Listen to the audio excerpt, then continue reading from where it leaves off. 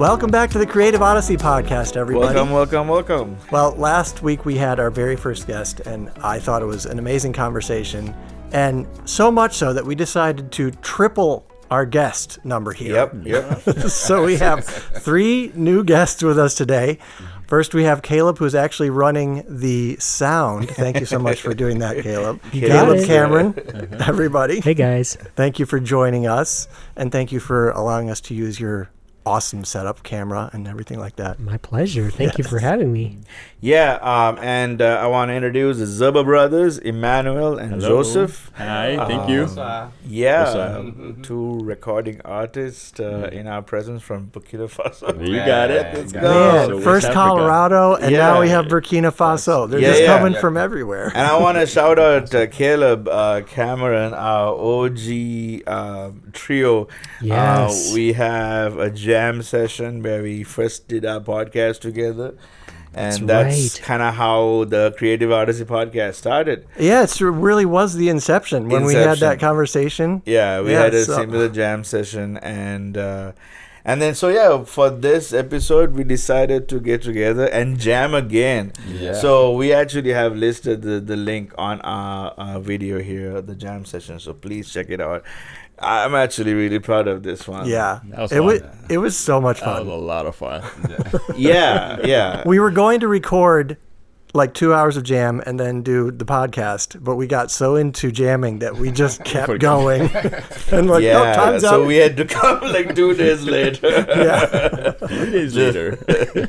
So thank you guys for coming again. It's a pleasure. Of course. It's a pleasure. Also, thank you so much to Caleb and Abby for opening up your apartment and townhome. Like, that was such a cool place to record. It's a pleasure. Thank you. Yeah. Thanks for coming. The backdrop. That was pretty cool. Cool. Yeah, go check it out. It's really cool. It was such a fun time. Yeah. So will the video gonna be at the same time then?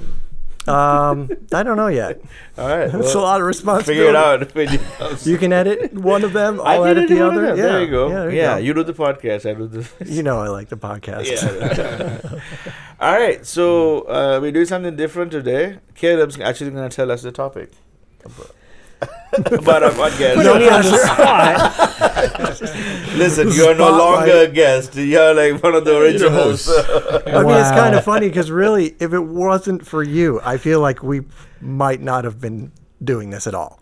Oh, Yeah. It's really, well, like, seriously. I'm so happy for you guys that you decided to do this, and I think you're well on your way. What is this episode? This is number 8. 8. Episode number 8. Number 8. It's a slow and steady start. We are only doing like twice a month. Yeah. And or one every 3 weeks. I can't remember.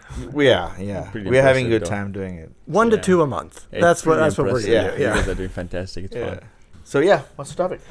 Well, the topic, I guess, could be around something that I've been thinking about, and it ties into what you guys often talk about what does it mean to be a creative? What does it mean to have a creative identity or have a creative hobby or occupation or whatever it might be? And something that I heard someone say recently was how you can make a difference between being an artist and being an artisan. And that's something that I've been thinking about.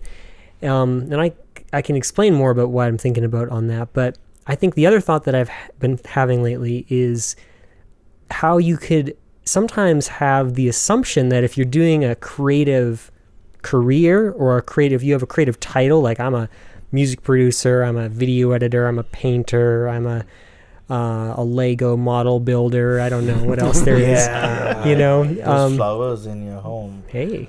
Those are Lego. Did you Those see are legit. Yeah. The blue ones. Yeah. The ones on top of a On my mixing speaker? board. Yeah. Like Yeah. a big bouquet. Yeah, that was really cool. Yeah, that's so cool. Sorry. No. Yeah, that's okay. It's all good. Squirrel. It's creativity.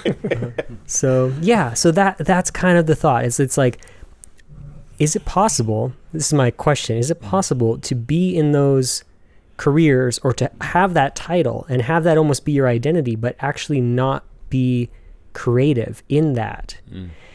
And I think I've related to this a lot. My day job is I'm a video editor, a video producer, which is not something I talk about a ton, or when I'm in my creative musician hat, literally.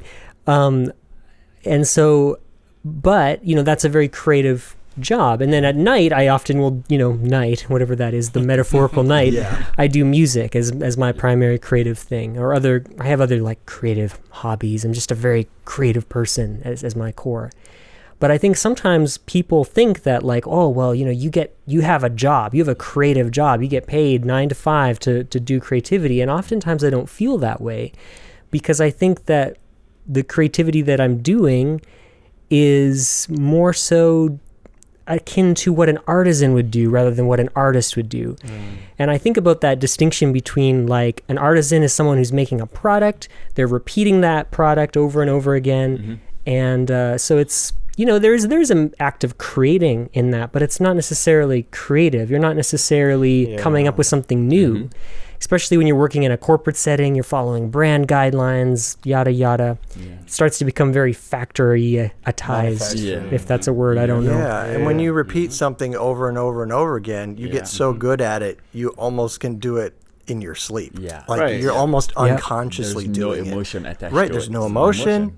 The creativity is completely gone. Yeah, I can 100% relate to that. I mean, when I do woodworking, like if I'm doing it for my business, whatever I'm designing in my head, creating already, has to be something that can be replicated, right? So I have to make sure that I make a jig every time I'm thinking something. That way I can repeat it.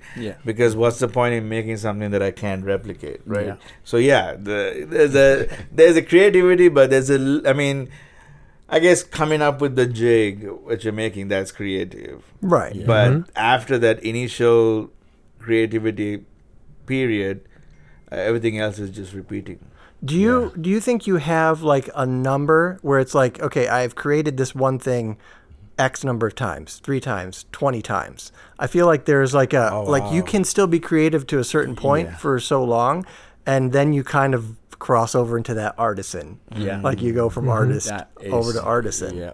That I have an example when me and my brother was recording a song in our basement, and then we went through all the loops in Logic Pro, and we could not get the sound we wanted. So we ended up using the PVC pipe that a plumber was working in the house during that time. We just connected 2 PVC pipe, like the Blue Man Group would do it. Oh, that's awesome. And then I was just like snapping in my hand, and it was doing like poop, poop, poop, like exactly that's what we want. And then another lady was throwing 2 drums away, like garbage. And then we took the 2 drums, djembe and congas, and then we decided to play that, and that sounded like really cool. And they were like, "This is exactly what we're looking for." That's And amazing. it came out really nice, and I mean, we know that we came up with it, and we had emotion attached to it. We had dynamic attached to it. We had our presence in it because we were able to express ourselves to those instruments. So I think that's when when you finish something and you're so happy at the end because you really basically please yourself. You're happy. You're proud of it. I think that's what I love to see when I talk about creating something. Yeah, for sure. Cool. So we kind of jumped the gun on this. I want to know when you guys, all of you, when you figured out that you're a creative. Like maybe it was when you were a child or whatever, and kind of bring us up to what you do now as a creative and what your identity is, and kind of let's go from there. Yeah. Well, thinking about creativity, we really never knew we were creative. We were just doing stuff because we think like something was different. You pick up something and you're like, whoa, what can I do with this thing? For example, when we were growing up in Africa, we didn't have access to TV or computer. But anytime we see something that is like really cool, we try to replicate the thing. So I remember when we made our first drum set, it was just a bunch of oiled can, aluminum can. We literally tried to connect them together, and we took it to a concert. Really? And then when they invited us to come and play, we just said, we're not going to play your original drum set. We have our own drum set. And think about it, in Africa, by the time they connect the microphone and all that stuff, it's taking too much. We said we don't need a microphone. We literally sat down and then we jammed, and people took a picture of that thing and they shared around. It was all over the place. We were just making things that were pleasant to us. We were just enjoying making them. We were just pleasing ourselves. We were, like I mentioned earlier, we had our presence in there. We had our emotion. We were able to express the dynamic through that little thing. And to me, that was really fun. And we didn't know it was pretty cool until other people started reaching out. Like, hey, we have a gig. Can you guys just come and bring that drum set that you guys built on your own? And so I think that's when we started. And then for the guitar. Je me rappelle aussi par rapport à la guitare, puisqu'on n'avait pas, on n'avait pas accès aux cordes de guitare, tout. Oui. Maintenant, entre-temps, les cordes se coupent. Yeah, so quand ça se coupe, il faut créer. Yeah, we were talking about like guitar. When we were younger, we had a guitar, but we didn't have extra strings. Here in the United States, you just go to Guitar Center or Amazon. Right. We didn't have that. So when something breaks, you just literally take a cable from the bicycle and you try to untie it. Yeah, and then if you're looking for an E string, you make it a little bit bigger and then fatter, and then you tune until you get the E. Et puis on avait une seule guitare. On a décidé de fabriquer une autre guitare avec la main. So we had one guitar that one of our cousins went to Morocco to study, and on his way back he bought a guitar. So we decided to make a second guitar so we can all play together. So we made our own guitar. Wow. From an oil aluminum can, and then we just literally carve something and put it in, and put like 6 string in it, and we were able to play it. Wow. So it was enjoyable. It was so much fun that we did not need. You sometimes when you create, you don't need to have access to all the fun, you don't need to be rich to create. We're talking about being artists and artisan. Some people already have all that money sitting and they just need labor. I want you to just do this, you do this, you do this, you do this, and then we sell it. But in your own thing, you can spend all day, 24 hours on something, it doesn't come out right, and guess what, you do it again. You think about the potter who takes clay and then try to make something, it doesn't work, you just smash it and do it again until you find something that you like. I don't know if that answers your question. I would just want to know a little bit more, so how old were you when you started putting things together, and when was the concert that you actually did? I was literally 6 years old. Moi j'avais 12 ans, 13 ans. Joseph was 13. Okay. I was 6 years old, and then I remember we have a picture of that concert. If I can get it, I will send it. I'll send it to you guys. It's like the coolest drumstick, this little thing, but it was just so much fun. It was a lot of fun. That's cool, because growing up, I'm from Sri Lanka, and to hear that kind of thing where you make your own instruments and stuff like that. I didn't do it personally, but I think I was a little bit more fortunate. But I knew kids. There are plenty of videos from kids, even to this day, in rural areas, making a drum set and playing and all this kinds of stuff. So to hear you guys did the same thing. That's absolutely. Super cool. I remember when I went to New Orleans a few years ago, and then I saw these guys beating on the Home Depot bucket. It was just having a great time. People are putting tips. I said, hey, do you mind if I play? He's like, can you play? I said, yeah, I grew up in Africa. This is my first drum set. So I took a stick and I started banging on it. I said, well, if you want certain sound, you have to do certain things. It's like, dude, this is pretty cool. Are you here? I'm like, no, I'm only here for 2 days. Can you join me? You want to be part of the bucket band? So it's pretty fun. It's pretty fun. That's so cool.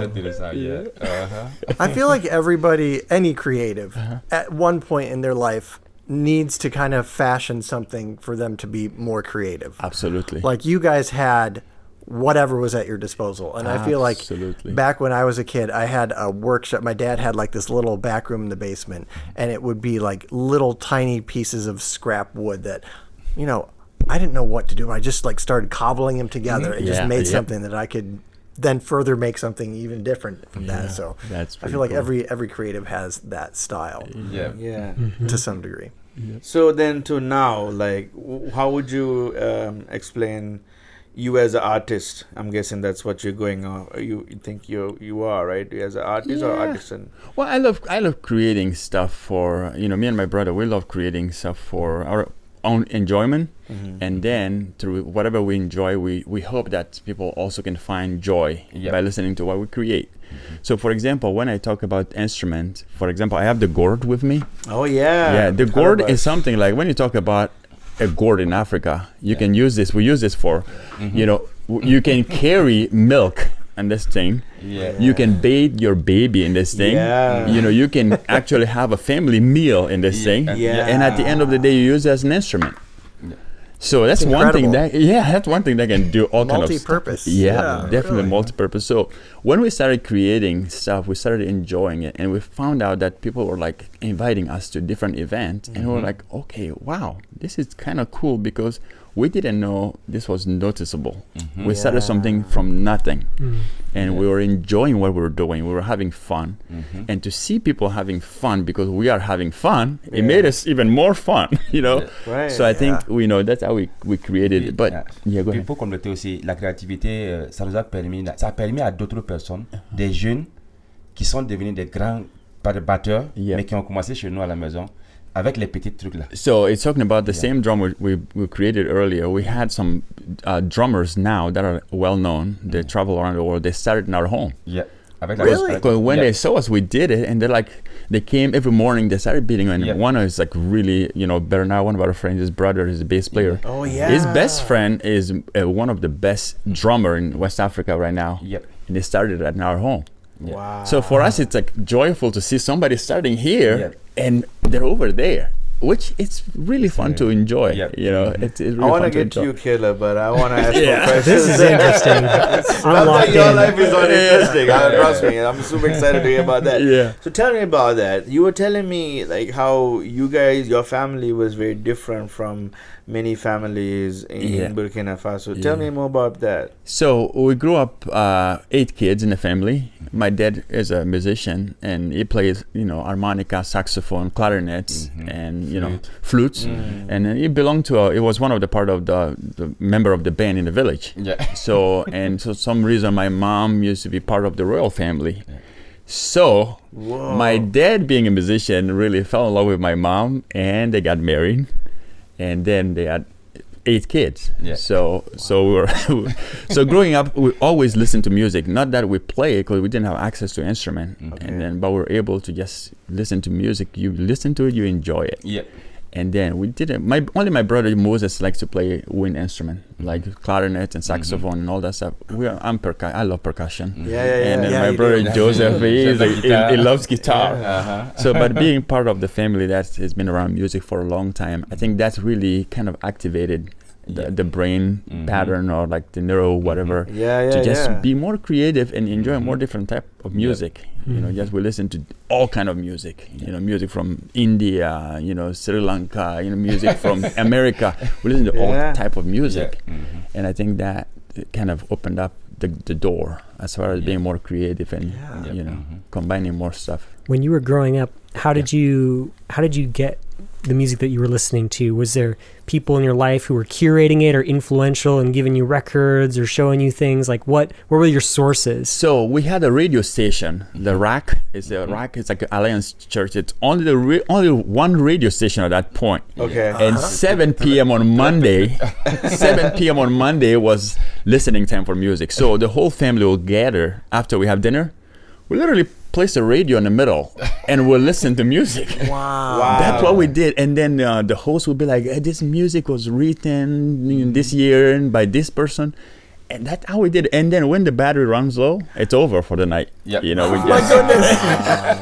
we had no access to electricity or no access. So it was just a battery. You put the battery. And later on, we were blessed by a missionary that brought some radio that was solar power. Yep. So those were good. You charge them in the morning, and at nighttime you use them. Yep. There you So go. that was quite a bit of a change. Yeah. A lot of what you were saying, my father used to say when he was a kid, like his experiences back home are very similar. This is crazy. Yeah. I'm like, what is That is happening? wild. Yeah. Oh, that's so interesting. So then, 8 kids. How did you pick what instrument to learn? I mean, how did that work? That was basically necessity, Okay. At some time, somebody will bless the church with a drum set, and like they go like, who can play the drum? Guess what? Emmanuel can play the drum. So I will start the drum, a little bit. And sometimes somebody will bless the church with a bass guitar. Who can play the big bass guitar? Oh, Joseph, I can play bass guitar. Yeah. So I always joke about this. I said, I can play all kind of instrument, but I'm not good at none of them. Same here. Oh, yeah. You give me a flute, give me 2 days, I'll figure it out. Right. And I'll play it. Give me a handpan, I'll figure it out, I'll play it. But don't tell me to read it because I can't read. You know, it's all by listening to it. So you guys are 7 years apart then? Yeah, Joseph. Toi, t'es 85, moi j'étais de 77. Oui, about 7 years apart. So what number are you guys in the? So Joseph is number 4. Number 4. Number 4, and I'm number 7. Okay. Yeah, right. So I'm number 7 in the family. Trying to relate to how we. I talked about that. Yeah, my family mirrored his family. Oh, and yeah. Another cool thing that I forgot to mention. Okay, voilà. Our first original guitar for the Zerbo family came from your mom. That's right. Your mom came to Africa, and we were helping with music lesson. And she's like, before she left, she's like, guys, this is for you. We're like, what do you mean this is for us? On n'a pas dormi. Yeah, we didn't sleep that night. pas dormi. Literally. Everyone wanted to play this guitar. We still have that guitar. Yeah. And we tell people, be careful. This is very, very precious. Do not break it. A few experiences we lost a string, but we're like, okay, at least they didn't break the guitar. Just replace the string. Yeah. Oh, that's so cool. Yeah. That's such a cool story. That is I kind of vaguely remember that she did that, but that's just so cool to hear. I mean, that's crazy. Like the story value of this whole in a podcast, talking about music. Wow, shout out to Ben's mom. Yeah. It's crazy. Thanks, Mom. There you go. So is that when you started playing the guitar then? Like when you got a guitar, or how did you get started playing the guitar? But see, I think we already had, quand est-ce que tu as commencé à jouer à la guitare? Quand on a commencé, j'avais peut-être 13 ans. Okay. Voilà, 13 ans. He was about like 13 years old, so he had like some basic training. Okay. But we never owned our own guitar. Right. God, it's a huge deal. Donc, on avait quelqu'un qui avait une guitare aussi. One. Une guitare de 4 cordes, 5 cordes, parce qu'il n'avait plus de cordes. Yeah. Et souvent, moi, je partais. So we had one guy in Africa also has like a guitar with 5 string. So it was not purposely made for 5 string. It just was missing something. So he used to go and play that guitar. So it would tune the guitar according to the chord that he knew. So you give any guitar to Joseph, he can tune it without a tuner. Because it was used, so if he wants to play the bass, he would just tune the first 4 strings and then play the bass with it, and then vice versa. So that's how he picked up the guitar. But he has done a lot of music more than the rest of the family. Joseph played with a lot of different artists in Burkina. Oh yeah, like professional level. Really? Than myself. Yeah, because when we were jamming 2 days ago, that was amazing, especially that last song we did. It was like Il a vraiment aimé ça. you really enjoyed that one. Yeah, I felt it was so. I felt you were so natural with it, and both of you guys were just like these. Yeah, because once you brought the 7/8 or the 6/8, whatever the beat it was, I was like, okay, all right, Joseph, lead, let's go.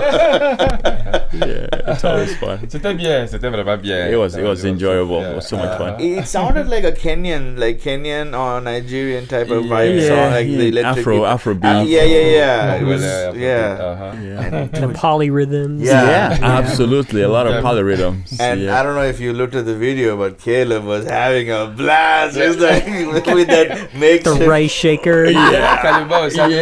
He was switching between kalimba. Well, I think that's another part of the creativity. Yeah. If everyone is really enjoying it, everybody's expressing themselves, it makes you like, I'm playing something, you can fit off of that. You're like, wow, that is pretty cool. And you were like, whoa, I can play this. You were between like 3 instruments. In one song, I'm like, this guy is really... I said, the song needs it. It was a lot of fun. Back to the creativity and the necessity, like, we didn't have a shaker, so I'm like, do you have rice? That is true. That's where it came from. So that's a good tie-in. And that snare drum that he made from the ocean wave thing. Dude, that one beat where you come in and or whatever, like, oh man, changed the game, the entire song. I was like, because I realized I didn't hear everything that well in the mix. I like you, I heard some, but not everything. But when I listened back to the mix, Yeah. It sounds good. Yeah. I'm mad that it got cut off. It's too bad. We're gonna have to do another jam. We're gonna have to repeat that one. That song has to be a pleasure. We recorded just enough to like. Yeah, just to wet our whistle. We're like, so we don't forget. We need more. That's right.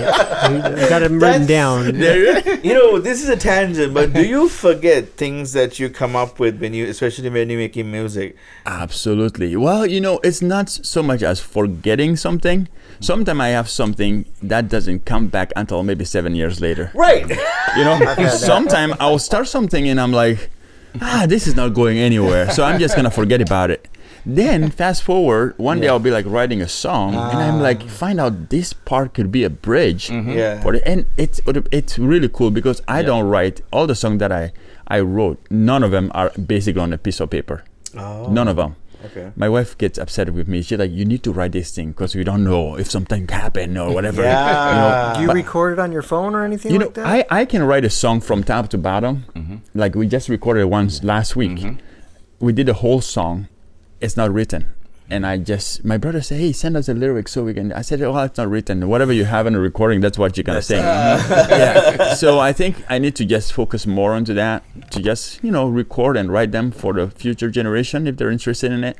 But just the enjoyment that I'm getting from what I'm doing, it's my work. I don't need to, I'm not going to fake it. I don't need to just change the word. I don't need to just use pretty words. It's my expression, whatever word that is tangible, whatever word that comes from me, that's what I want to put down. Yep, that's true. So, very cool. Yeah. You were talking about something that I wanted to ask you about. You talked about, I think it was presence. And I heard you say that a few times over, even before we started recording. I wondered, like, what does that mean to you in your creativity? And I guess another way to look at it is, what would it look like if you didn't have that? Like, how could you contrast it? Because it sounds interesting to me. Yeah, so I talk a lot about presence. I talk a lot about dynamic. I talk a lot about emotion. Yeah. For example, if I'm playing a pen drum, if I'm playing for people, I can just sit down and just start playing, and you see people are shaking their head and everybody's happy, they're tapping their...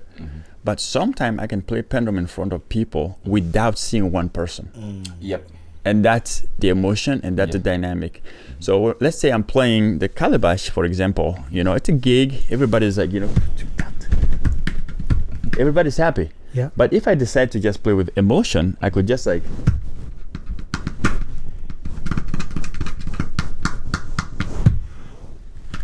I don't need a click for it. I'm just listening to my emotion.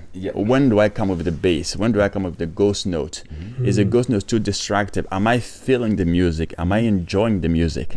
So I talk a lot, and that has a lot to do with dynamic. It has a lot to do with creativity. It has to do a lot with just expressing yourself. So you can play, but I can just switch without not playing everything.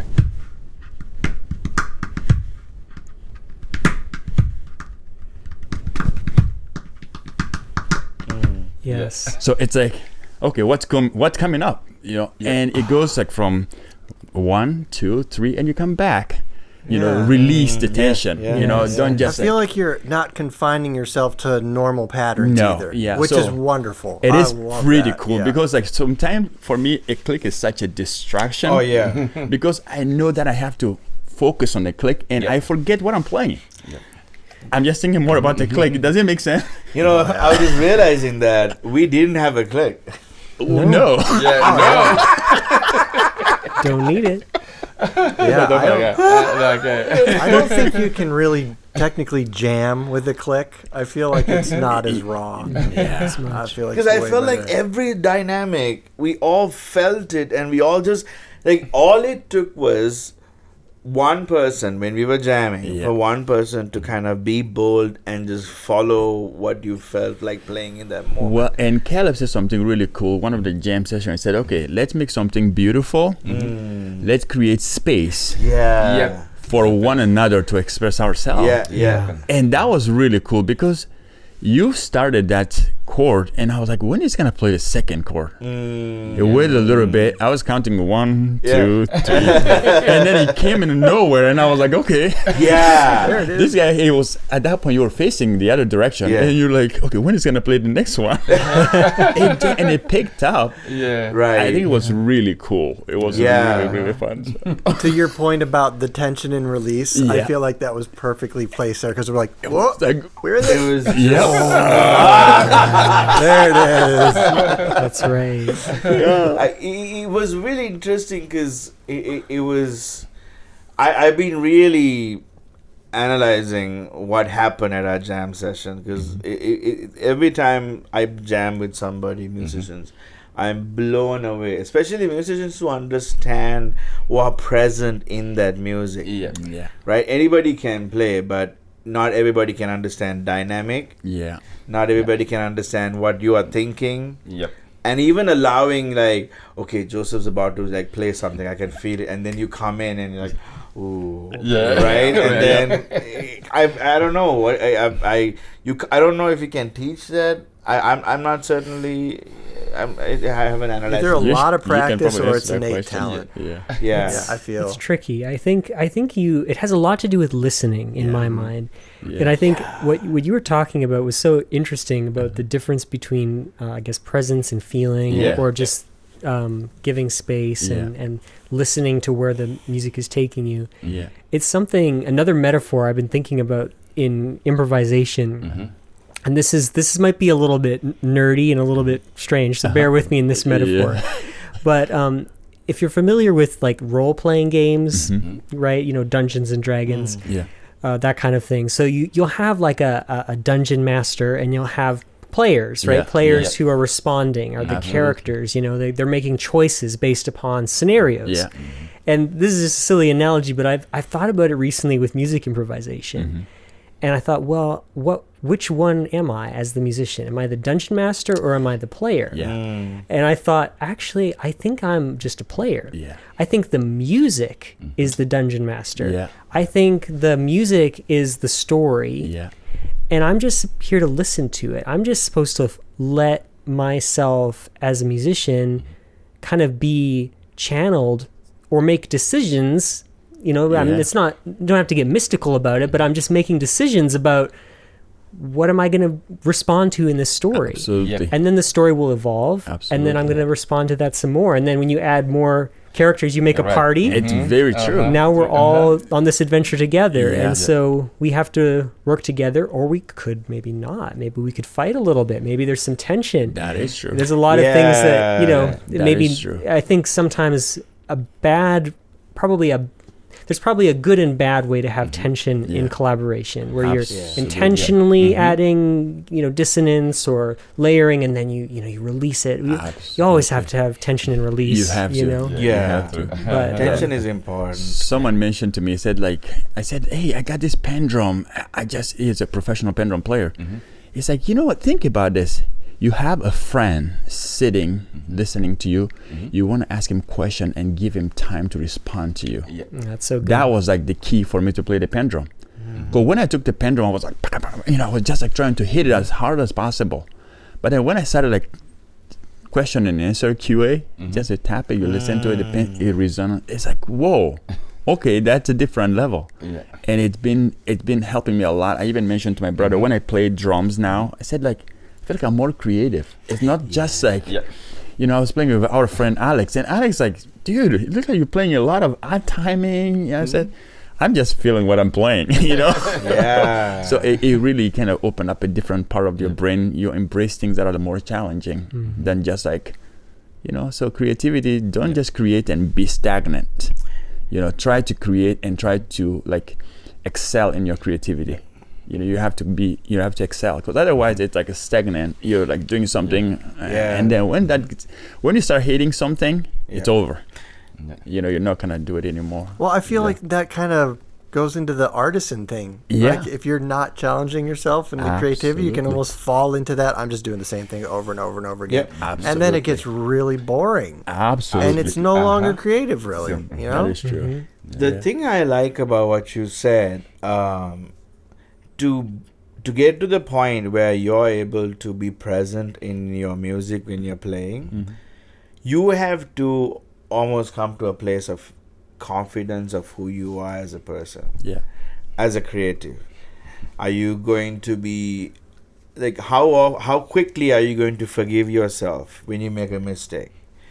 Right? I think when I was growing up, I was so hard on myself when it came to music that every time I would make a mistake, I put myself down like, oh, I can't believe I made this mistake. I'm a horrible musician.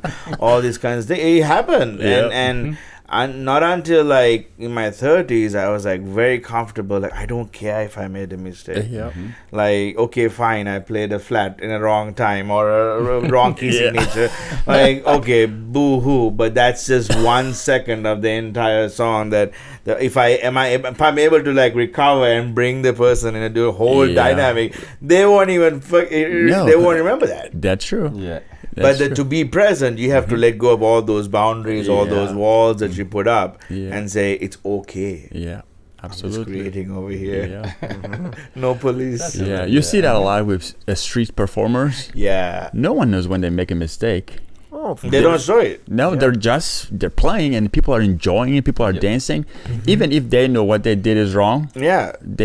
They don't stop, you know, and that has a lot to do. I was mentioning about mixing a song last time. If you mix a song with a mistake, you're the only person that knows that. You know that you're supposed to fix that before you master it. Yeah, that's right. Yeah, especially if you don't tell anybody. Nobody's gonna notice. It's crazy. Even the whole time I'm listening to our jam, I'm like, the notes I got wrong. I'm like, Ben, cut it out.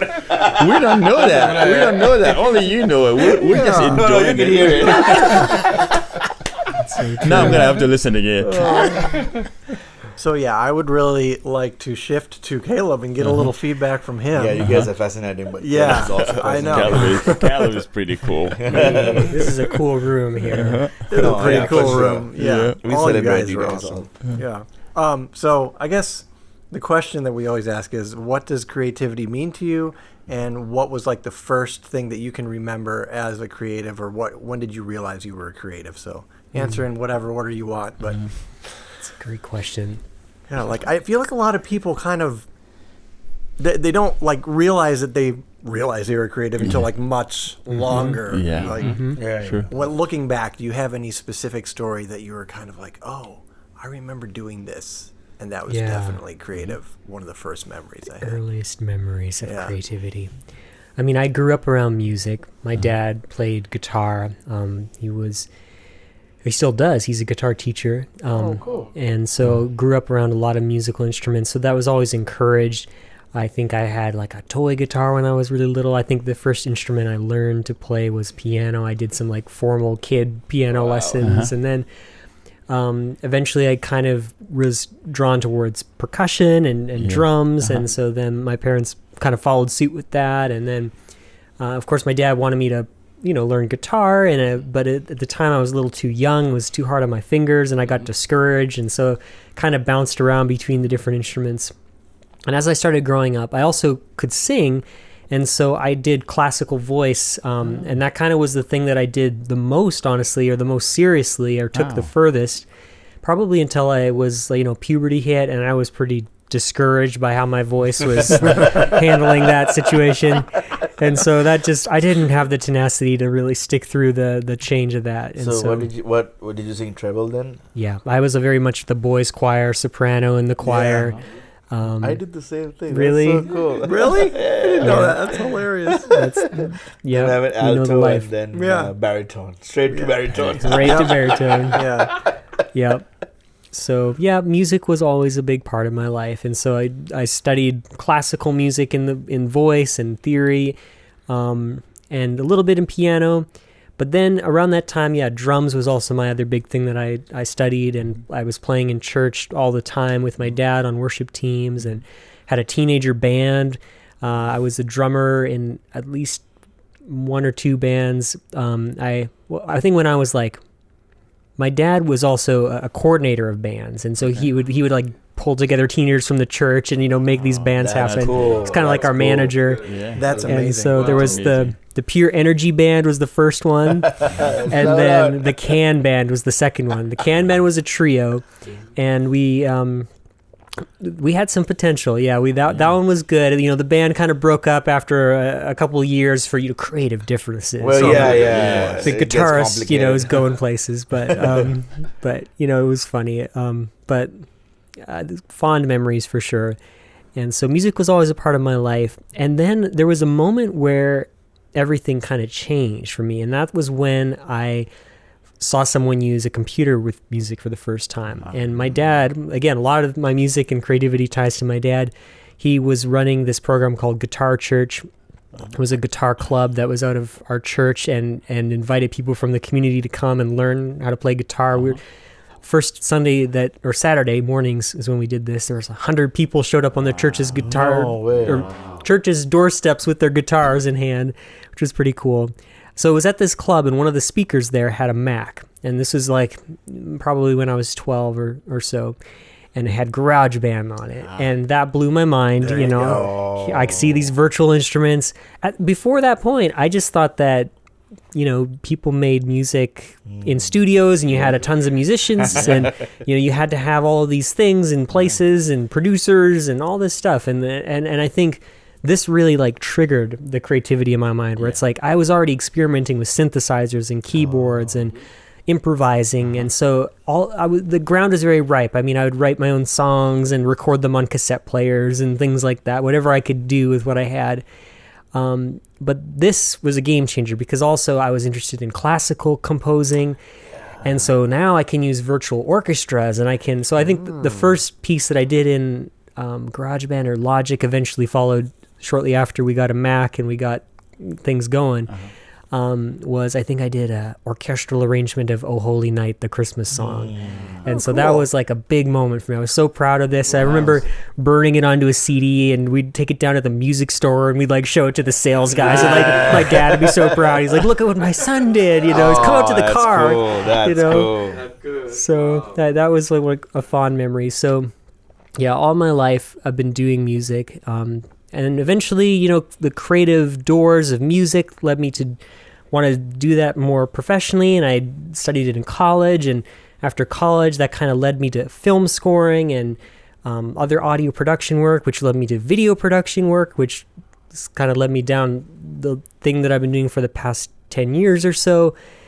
And then, now it's kind of leading me up to today, and to your question about, how do I see myself creatively? And I think I had all these different seasons in my life, and I thought, well, I was always kind of trying to figure out, well, who am I? Like, am I going to be the kid who can sing in the choir? Am I going to be the classical composer? Am I going to be the drummer in the church? It's like all of these things with these identities that were kind of wrestling around, and I knew that I loved to create and make things, but I never really saw myself as an artist until relatively recently, and just probably the more that I started thinking about it and started analyzing, like, what is it that I'm drawn to? What is it that I keep coming back to? What is the thing that sticks?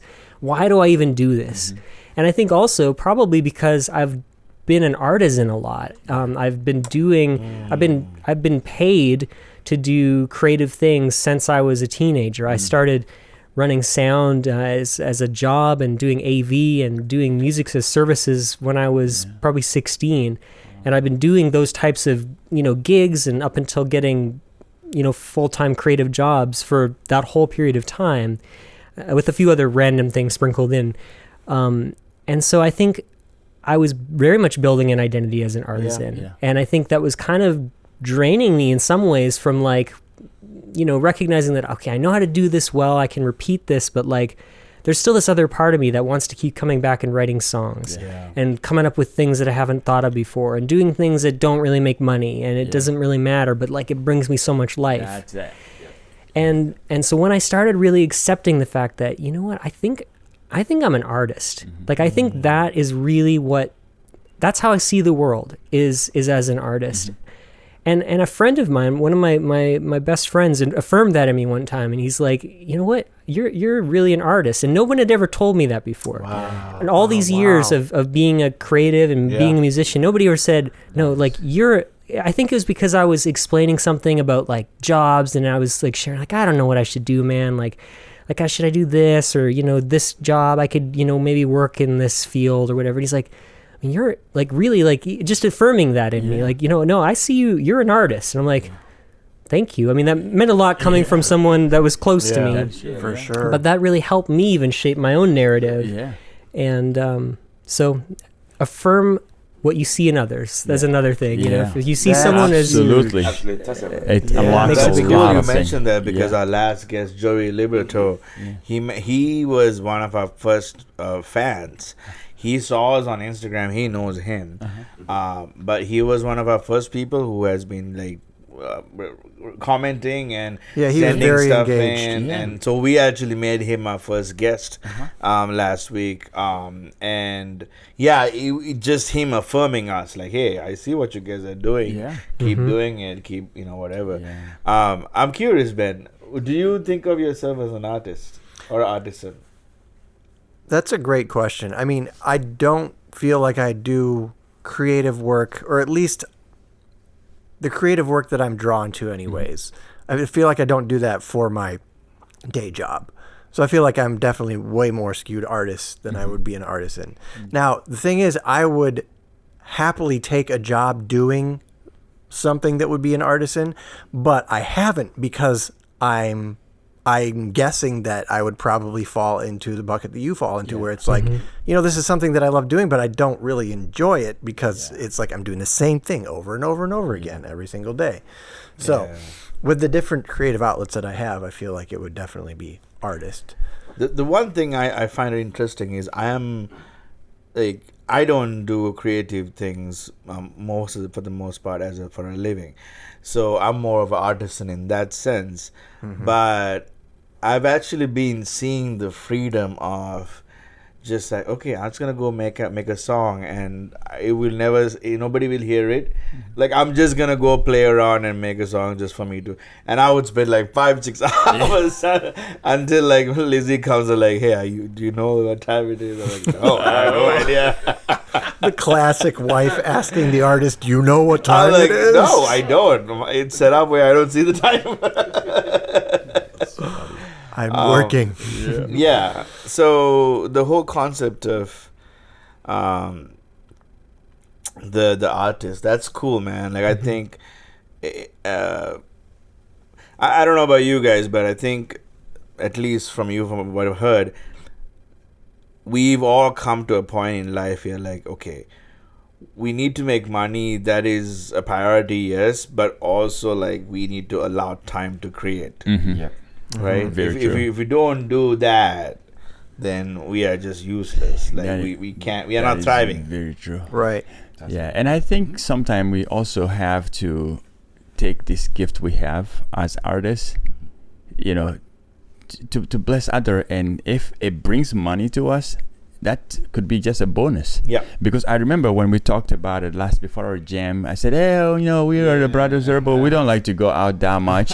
But we told you that we had another gig after the jam session. And then what happened there? Qu'est-ce qui s'est passé là-bas? Bon, quand on a fait de la journée là avec eux, on a bien fait. C'était vraiment une bonne répétition. Et le soir, on allait jouer. Et puis bon, déjà à Columbus, on doit jouer là-bas. Cincinnati, on doit jouer là-bas. Et puis New York. So the jam session was a good warm-up. We had a fantastic time. We got to this gig. And it's funny because when we started, it was very interrupted. But me and my brother just, we stayed the whole time. The rest of the band left, and we ended up finishing up the show. And then people approached, but you guys are really cool. We have a gig for you in Cincinnati. And then the guy from Columbus said like, hey, are you guys free? Another guy from New York. So, and I was like, look at, these are opportunities. We are having fun. And if we can bring something to support our job or our fun thing, why not enjoy it? So with family can get a little bit tricky. But once you find the common ground, I think once you start having some financial relief from it, I think it could be a blessing. Right. So so from where you guys are from, is it looked down upon if you're a creative, or like or like in society? Yeah, I just think like where we live, people don't have as much opportunity. They don't have opportunities to express themselves as much. Financial issues could be a big thing, because Burkina, being a landlocked country, we don't have access to oceans, and there's a lot of political instability going on. So artists really can't really express them. Not that they can't express. They are just like basically, I use that word, it's all stagnant. They don't have opportunity to excel in their creativity. So you see somebody who just take a can, makes like a truck, and it does that for like 20 years. There's no improvement because it doesn't have that opportunity. Nobody's pushing his art. So it becomes, again, like making money, and he gets tired of it, and he just feel like, I'm enjoying this, but I'm tired of it. And once you're tired, like you're locking your brain. But if somebody challenges you to say like, hey, I've seen you doing this for a long time, and then what would happen if I help you with this? Then you can get more out of, you can be more creative, and you can create more. So I think in Africa, people have a lot of struggle financially, especially in my country, to focus on artists. Then they get to a point where, if I don't make any money from this song, I'm gonna be done. Literally. That's such a burden on your creativity. It is such a burden, because people are like, they're making the music, they're mixing, they're spending money in it. So at that point, they find out like, I use the whole money of my family to put on this music, and if it's not successful, guess what? Financial hardship, and that you don't want to do that in my country. So I think that's the main struggle. Wow. I feel like that's still in America here too. I feel like that can be a part of it. If you put all of your finances towards a creative endeavor and you expect it to pay you back, like I feel like that kind of takes creativity and kind of, I don't know, I feel like it really closes it in, and it doesn't allow it to flourish. That is very true. You're like trapping it in this, like, you need to be my source of income. Absolutely. And it's really hard. Yeah, it's very Caleb, where are you from? Sorry, we never told you. Yeah, I want to hear a little bit more about Caleb. Well, I'm from Canada. I'm from Alberta, Canada. Kind of in the prairies, in sort of a smallish area, kind of in between the two big cities. Okay. Yeah. I like how you're representing with that patch. Yeah, I know. That's right. That is a cool representing jacket. Canada. Lived in Vancouver, the West Coast, for a little bit of time, but I didn't grow up there. Okay. So The whole journey is represented. it's the whole journey. Yes, this is where I'm going, to the moon, as you can see. My first question for Caleb was like, do you speak any French? Right. He was like, no. I was like, oh no, you don't speak French. I felt so bad. I wish I knew more. No, the time will come. I'm glad I speak English, a little bit of English at least. Yeah. I need to get a jacket made, because I've lived in 7 states and Sri Lanka, so I can have like 8. Full sleeve. Yeah, right. I'll get one big patch that says Ohio. Right. And then a tiny one that says Georgia. That's it. But then you can do like a woodworking patch and a there you music go. patch. That's so cool. I feel like I that. think that's gonna be like a future project for me. There you go. I really like it. Yeah. So Jeff, Joseph, I keep going back and Yeah, forth. that's okay. You have a new album coming out. You want to talk about that? J'ai un album de 6 titres qui va sortir à la fin de ce mois. Yeah, he has an album coming up soon. Voilà. 6 songs, instrumental. Voilà. Instrumental, c'est des instrumentales. Instrumental Donc, mostly. il m'a beaucoup encouragé. Vraiment, ça fait partie aussi de la créativité. Yeah, Et puis, souvent, on a besoin de quelqu'un pour te pousser, pour t'encourager. I pushed him a lot. I was like, dude, you're doing great. Just put this into something that we can all listen to. Yeah. It's gonna bless other people. What he did there, we have in Burkina, there's like a language Jula. So some churches don't speak any French. They only speak Jula. And they have these songs for church, but they don't have musician in church to play along. Donc, So he took the instrumental, he took those songs and then recorded some of them. Yeah. And when I listened to one of them, I'm like, man, you know how many people you can bless by this thing? Yep. So I just kept pushing him. Get Logic Pro. It's like, I don't know what to do with it. I said, just... Wow, you learn Logic? Yeah, it just... I learn and I do my music with Logic. Oh. 6 months. Yeah. Wow. He ended up recording his whole album. That's awesome. So did you do it all yourself, or is it just like guitar? Is it many Guitar, instruments? piano, calabash, djembe, Yeah, back in Yeah, he did a lot. He did almost all the instrument by himself. Oh, that's so cool! I can't wait to hear it. Talking about virtual instruments, he was able to use a lot. When is it coming out then? À la fin de ce mois. End of this month. End of this month. Okay, very cool. And you guys are going to Burkina for September, right? Yes, I am going to Burkina for 3 weeks to visit my parents. Taking my daughter with me. To see grandpa and grandma. So it'll be a great opportunity. I'm planning on recording some stuff with my dad. He's legally blind now, but he still loves his harmonica, his flute. So I'm trying to just like catch something in a camera, you know, with my daughter. So I'm just gonna surprise him. Joseph actually sent him a new harmonica a few months ago. He just took it. He took it. They just handed it to him, and he just like. He started playing right away. Oh, wow. We caught that on the video also. It's pretty cool. So. I can't wait to see those videos. That's really sweet. Yep. I love the raw creativity when you're just given a new instrument and you're just like, let's just go. I know. Just go. So what is much this? fun. So we have a new album coming out for him. Yeah. Caleb recently had an album that came out, right? Yeah. Under one of your many projects. Caleb, what are you working on lately? Well, I've got a big project I'm working on that's still kind of in development. Can't talk too much about it, but I'm excited about it. And what kind of what industry? In the film scoring side of things. Okay. So cool. this is a big project for me, and It's fantastic. be sharing about that soon. But I'm working on my next Gradient album. Gradient is my side project, or it's one of my pseudonyms or Okay. it's my electronic neoclassical project. Okay. And so I'm already working on some new songs for that. We'll see what awesome. happens. But currently my you know what I've been getting the most creativity out is sketching, like drawing. Really? Oh, wow. And I mean that doesn't sound that exciting, but for me that's a big deal because I never back to again believe like how you identify yourself. Yeah. I always thought that I could never draw to save my life. Yeah. And I think it was very much probably true, but then it's like I think I finally just came to it and I realized, I probably could just like practice. Yeah. And I think I just started having fun practicing, and I'm like, wow, this is a great creative outlet. So there you go. Fantastic. That's what I'm doing. I'm drawing pictures that probably no one will see, and that's probably a good thing. Yeah. And that's good for me. It's good for my soul. Well, you know what? We have to say that you are an artist because I remember during the jam session, any rhythm, any type of music we were playing, Caleb will find something. Yep. And he will add it, and it will just feel so cool. And I was like, I would never think about something like that. So I think you have a brain for it, and just keep on going. Thank you so much. That is fantastic. Yeah. Well, likewise, it was a true company of artists. You Yeah. both were all. I think it was so beautiful how we were all so unique in our contributions. Yeah. None of us were really coming from the same angle of approach, and I think that created a beautiful collaboration, a beautiful hybrid of genres and ideas. And the interesting thing to me was when I was listening to it, all I could feel was joy because every single person was listening and trying something new. Yeah.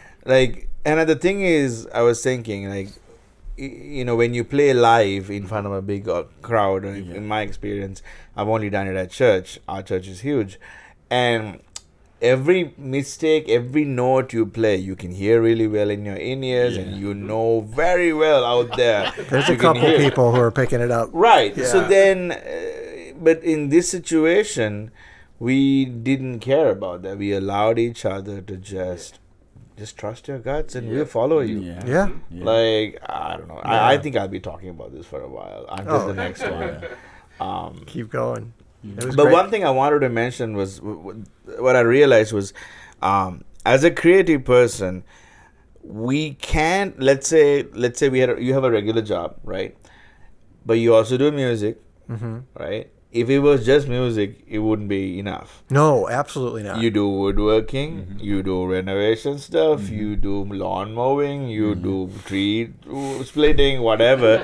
Right, video, all that. And that's the key thing. It's our wives might not like it, but it's expensive. But having multiple hobbies or multiple creative outlets is important because we are not machines to do the same creative thing over and over again. Yeah. We need to get more outlets so we can recharge and then create something in different directions. So I love that you mentioned sketching. I sketch here and there too. I like one time I even got into knitting. Like Interesting. Yeah. Why not? Yeah. Yeah. I can learn it on YouTube. Yeah.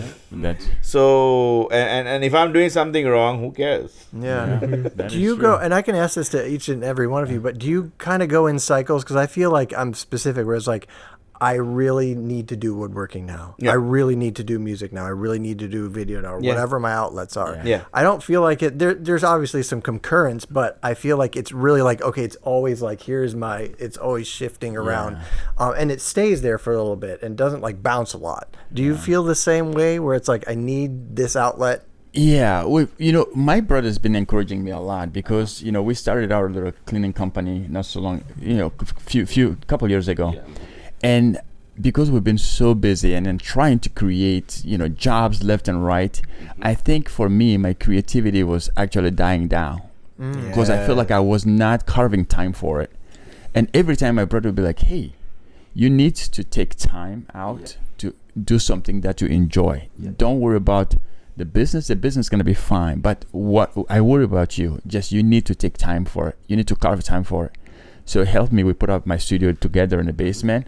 So when I get home, my wife knows like, okay, it needs at least an hour to unwind, and then I just sometimes I just sit there and just hit one note for an hour, and then I come back and I feel like I'm recharged. And then so it's been helping to focus more on what I'm doing. I'm more productive at work, and I'm more creative when I come home. That's great. Yeah. So same thing goes for you. Yeah. I've been doing lately. So let's say I'm so tired, but I feel like I need to create. I go and like take Apple loops from the Logic, all the loops, and I just put them together. I'm like, who gives a crap? Nobody is not gonna go out there in the world. If anything, it might show up in my YouTube video, whatever. Who cares? And I've been having such a great time just messing around like a kid. Like I was telling Lizzie, you know what I did? She's like, I understand. You're just picking this and putting it. I'm like, I know, but also there's more to it because I'm playing my own stuff here too. Yeah, but it's so hard to get down there. It's so hard to go. You 8 hours, 9 hours of work. When you get home and you sit down and you eat, all you need to do is just like, I'm just done.